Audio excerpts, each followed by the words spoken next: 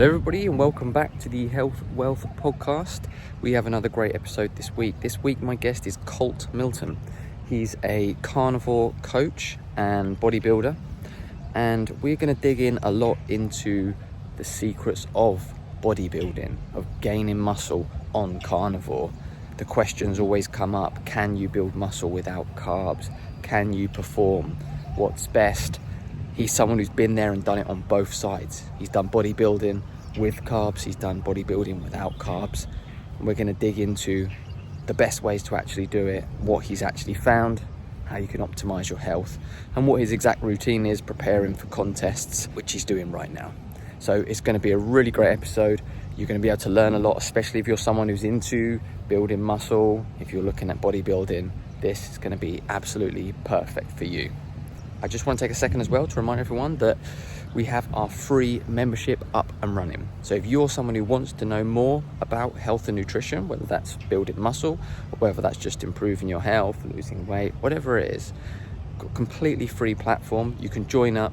There's educational videos on there. We have a supportive community, and you're going to be able to get to experts directly, like myself, to answer all of your questions that you have. So you can join up to that completely free. The link's going to be in the description.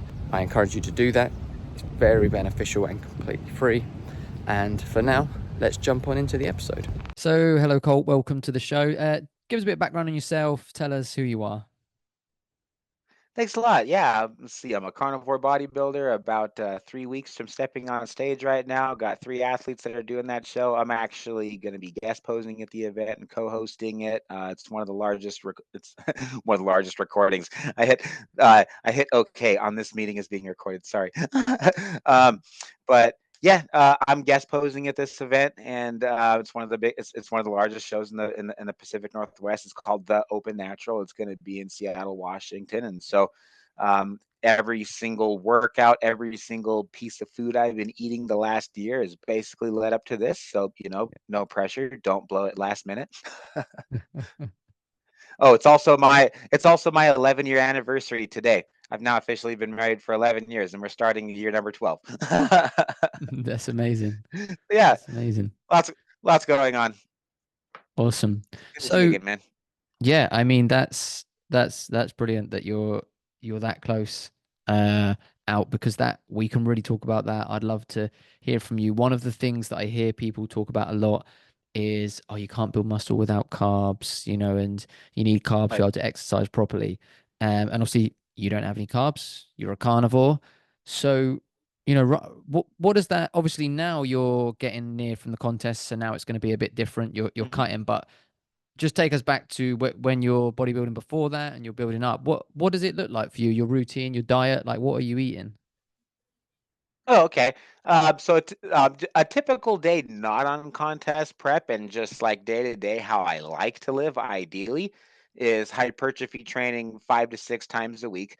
Um, I compete once or twice a year, ideally, and depending on the year. But really, I want to have a decent physique year round. I don't want to be the guy that's gaining a bunch of water weight and bulking and doing and throwing in carbs on the off season, because for me it's just always sloppy. It's never quality. Like I never feel like it really benefits my physique other than I'm bigger, and yeah, okay, I get more leverage on my lifts. And so adding carbs in before a workout, that'll take my workout intensity from about 90% to 100% right now whenever I do incorporate carbs. I'm getting a little more sensitive to it because I'm so close to stepping on stage. My body's much more sensitive to carbs than it normally is. Right. But day to day, no carbs whatsoever.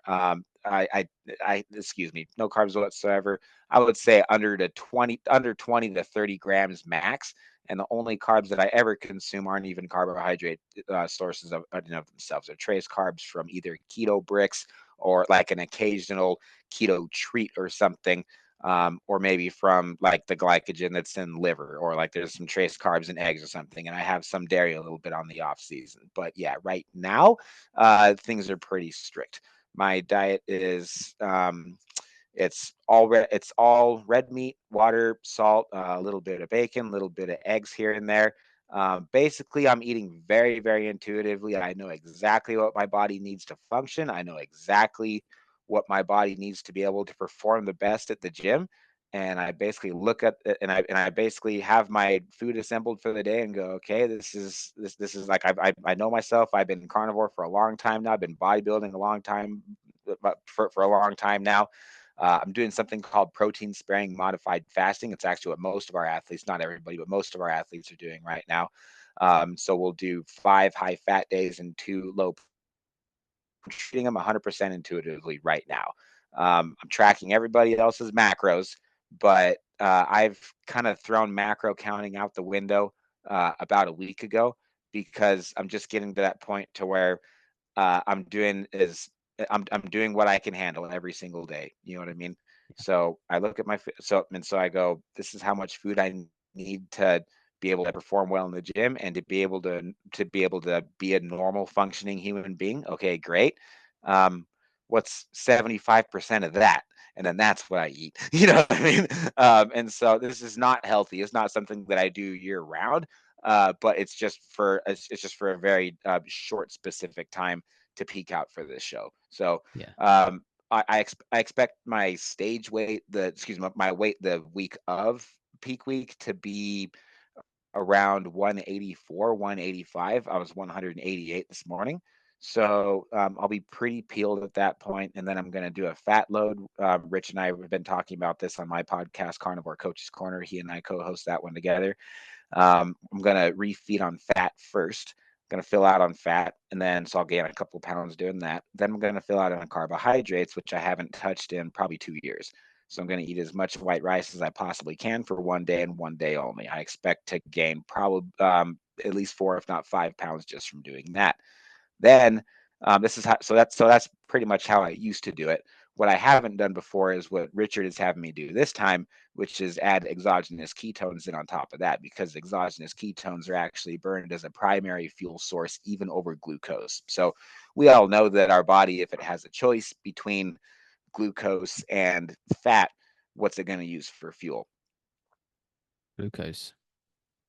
Glucose, absolutely. We all know that. But even if your body, I didn't know this until I started talking with Rich more a couple months ago. He explained to me that exogenous ketones are used as a fuel source even more than glycogen and then sugar. So in my check-in yesterday with David, with David, one of my athletes, he's stepping on stage in about 8 weeks. He is a natural men's physique competitor, and he got me on the exogenous ketone game. He sent me one for free. So I started using it recently, and the pumps that I get are great, man. So for the keto athlete that's like, oh, I wonder if I should start adding carbs in. I was like, my first reaction is always, have you tried exogenous ketones yet? And maybe some people just don't notice it if they're like above 10% body fat or whatever, but right now I notice a huge difference, and it's a different type of pump that I get from carbs. It's a more focused, more relaxed type of energy, I feel like. I don't have a crash after it. So if I have carbs before my workout, that's usually when I get a crash, especially if I have over 40 or 50 grams. So whenever I have carbs before a workout in the off season, it's usually milk or like berries, or like I said, like a little bit of a keto brick or something. So anyway, that pretty much brings me through my peak week right now, and what I plan on doing differently this time. So I expect to gain anywhere from 7 to 10 pounds. My stage weight will probably be 193, 194, somewhere around that ballpark. Nice. And just for the listeners, run us through what protein sparing fasting is, because I think probably a lot of people are not going to know exactly what that is. For sure, yeah. Protein sparing modifying fasting. I had no idea what it was until 3 months ago, man. And then I had 3 clients that are telling me about it, because most of my clients have been on the carnivore diet for longer than me, right? I'm the bodybuilding coach, and so most of them, we were talking about this on my show. But most of them are quite a bit more financially successful than me, and most of them have like been on the carnivore diet longer than me. And so I'm just a guy that's been coaching bodybuilders this entire time, and have found the carnivore diet to be not only a more effective bodybuilding strategy as a natural bodybuilder, but a much healthier alternative than than tracking macros and seeing what you can get away with in terms of processed foods, and then putting yourself in a situation to where you have to burn it all off with cardio. And that's just out training a bad diet. If anybody has, if anybody's trying to lose weight and has cardio in their plan, there's something wrong with your diet.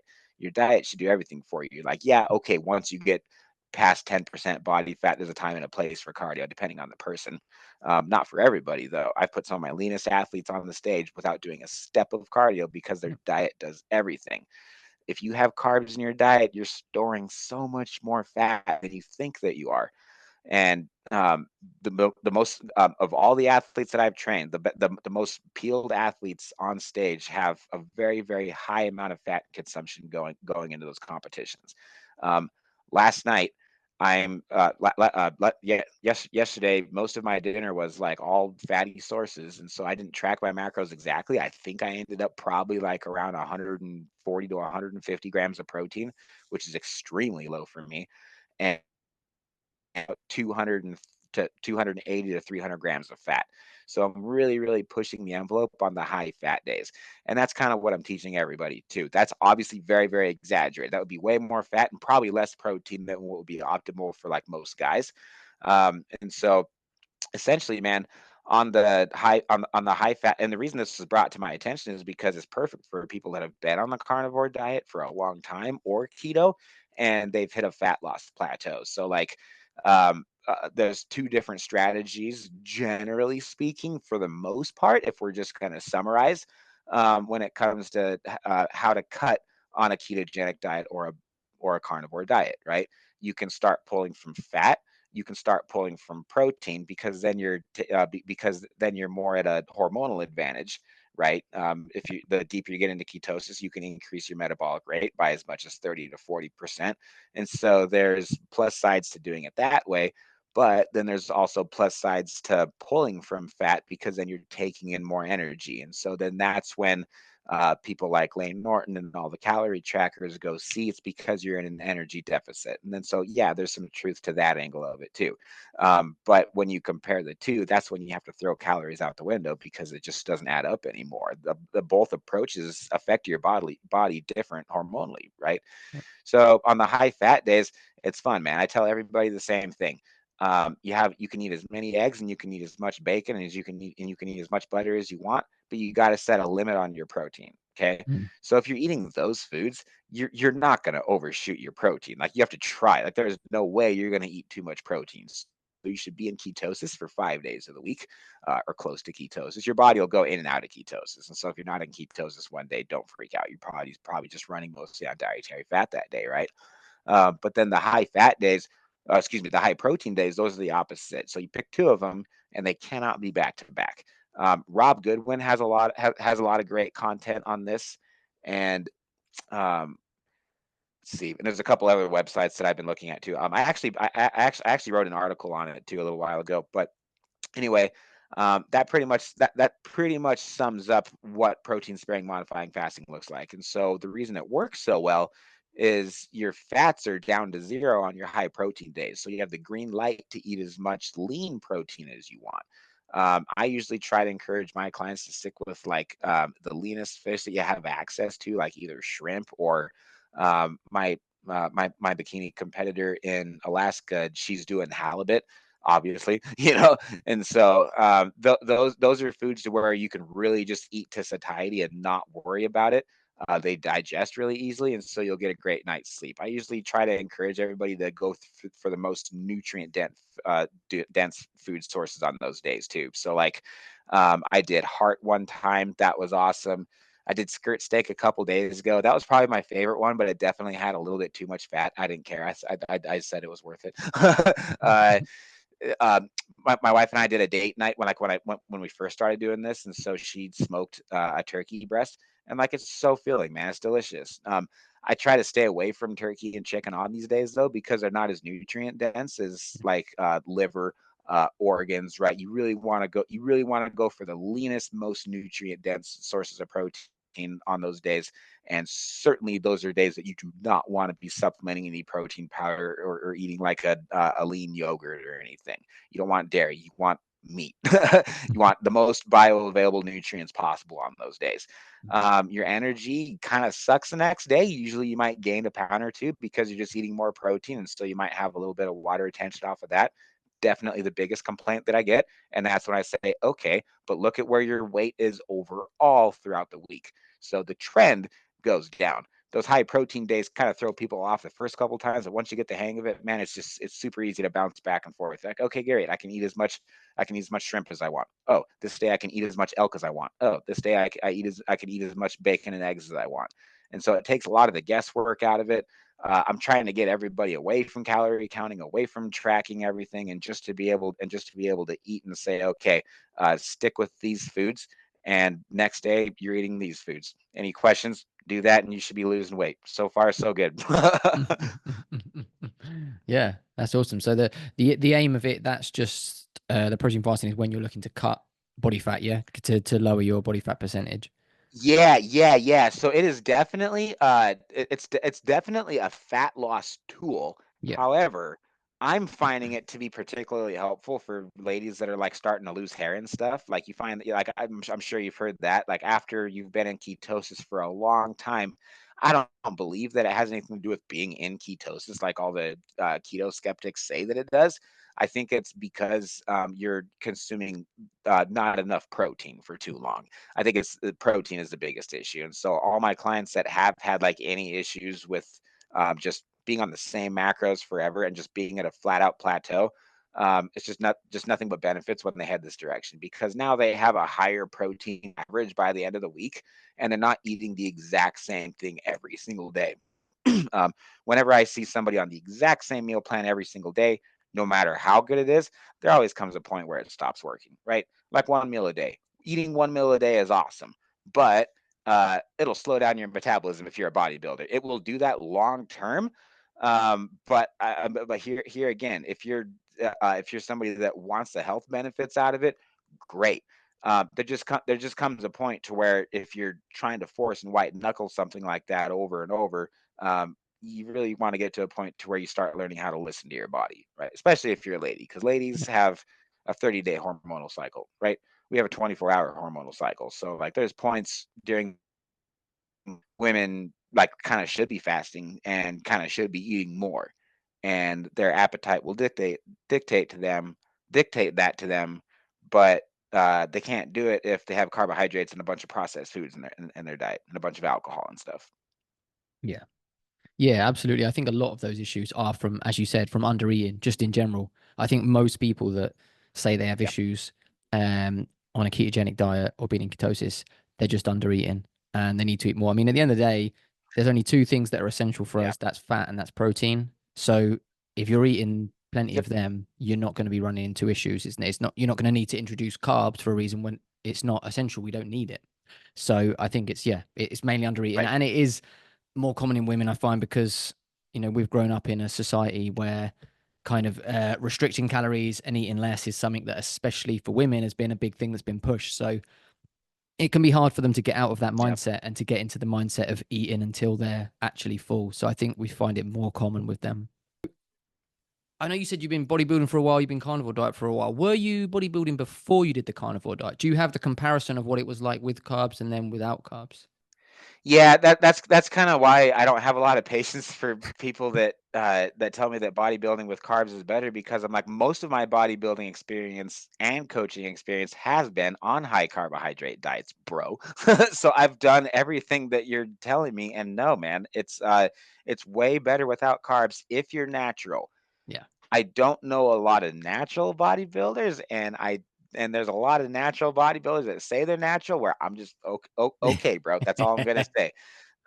um, but as a natural bodybuilder that has not taken any performance enhancing drugs, Hmm. I it makes I just don't see how you can do it long term. Yeah. Um, without a significant amount of fat in your diet because we have a joke. John Arnold and I, we were talking about this on Carnivore Coaches Corner. He's one of the best bodybuilding coaches that I know, and he actually teaches low carb diets too. um, but he says that cholesterol is steroids for natural bodybuilders. And and every single time, okay, do we want to get really real on this podcast? Okay, that's kind of the point of it, right? So I was actually I was in a very dark point in my life when I started bodybuilding because I was addicted to pornography. I couldn't stop, and my wife was aware of it. And my testosterone got so low because my Mm. dietary fat was low, and because I was doing so much cardio. Because Lane Norton and everybody else says that that's how you're supposed to cut to get shredded.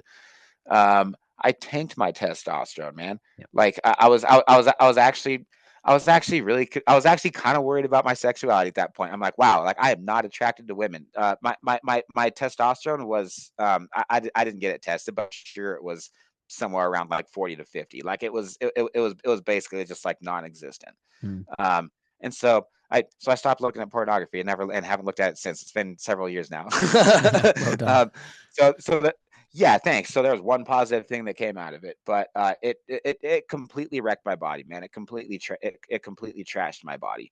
Lots of fiber, lots of cardio, lots of carbs, and taking my fats down to very low, just like everybody said. So I hired a coach, and this was 4 shows later, a couple years later, and he brought me towards more of a paleo diet, and he had me doing carb cycling with sweet potatoes. And so I was using sweet potatoes like pretty much for everything as my primary source of carbs. Um, and there was depending on what point in prep, a couple of days a week where I was 100% keto, and so I got to eat as much red meat as I want and nothing else. And I was like, holy crap, I love these days. Like these, like I like these better than the high carb days. Like I feel great. I feel really really good. Can I do more of these days? And he's like, yeah, man. And like if you can handle it. And I was like, oh, not gonna handle it. Like I would love it. And so I started heading that more of that direction. And he coached me all the way through 2019. I got second place and almost got my pro card, but not quite. He even competed in bodybuilding, even though so he's a men's physique pro. He competed in bodybuilding just to try to get me my pro card, so we had enough competitors. And I got second place, man. Somebody else that had. I always lose the guys that have more muscle. I never lose the guys that are leaner. Always guys that have more muscle, even back then. So that was 2019. Since then, I took a few years off. You know, the pandemic hit and everything, and then coming back after that, I wanted to, well, yeah. So I lost my job, lost my corporate job, went all in with online coaching, and I've been an online coach ever since. You know, um, and so that's when I did 4 shows, all with different peak weeks on the carnivore diet, and came in with more muscle and leaner than I had before. So that kind of throws the carbohydrate aspect out of it Yeah. out in terms of building muscle. So we know, you and I know that but there's nothing scientific that says that our body needs carbohydrates for anything being and building muscle being included in that category. Anything that our body can do with carbs, we can do it from we can get it from dietary fat, and our body can perform that task, whatever it is, better with the energy that it gets from dietary fat than from carbohydrates, right? But in terms of muscle building, I guess the only really helpful role that I see in building muscle is if it enhances your workout. If you get a better workout because you're eating carbs, great. Uh, there's probably better ways to increase your workout intensity without eating carbs. Exogenous ketones, get better sleep, listen to better music. We could go all day. There's better things that you can do than putting sugar in your diet. Especially if you're cutting, then you're gonna have then that's gonna make things 10 times harder than it needs to be. If you can cut carbs out of your diet, and your goal is to cut, you have 99.99% of the battle done, but nobody will do it because everybody's got 3 or 4 things that they are just flat out addicted to and they do not want to give up.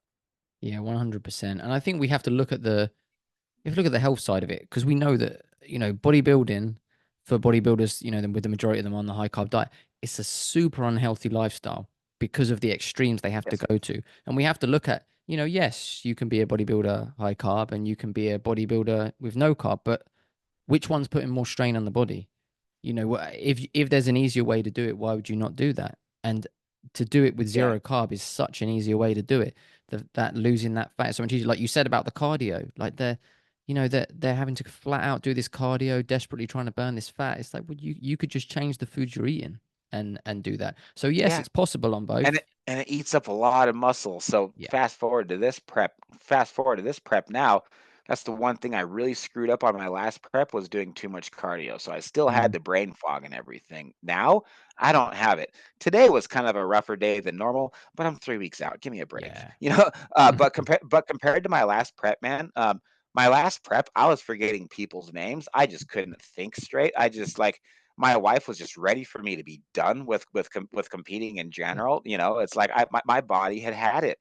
I feel great on this prep, man. I don't even feel like I'm competing, but it's weird because I'm not I'm never putting myself in a fight or flight state.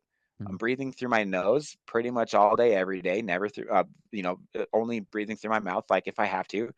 Um, I'm keeping my cardio to minimum, and so I'm very relaxed and actually moving quite slow throughout the day, other than playing music and doing resistance training, but no cardio whatsoever, because I've just learned enough and heard enough over the years that if you do your diet right, that everything else falls into place. And so, um, I feel like my diet is much better, and this is the best and most consistent that I've ever um, the most intentional that I've ever been, specifically with my diet on a contest prep, to the point to where it's made pretty much everything else, most of everything else, unnecessary. I haven't even had to use any topical fat burners yet. I'm going to, just because why not? Like, I just want to make sure that I'm really peeled and everything, you know? So I'm going to start that. I don't know, maybe tomorrow. um, but I guess I'm just thrilled with the fact that uh, I can still I can still get the job done in bed. You know, sorry if that's too graphic, but like I wasn't but like I wasn't able to do that my first couple competitions, man. That really takes a toll on your self image and who you are. So it's great to be in the best shape of my life right now. Yeah. And it's just all comes down to doing your diet right, man.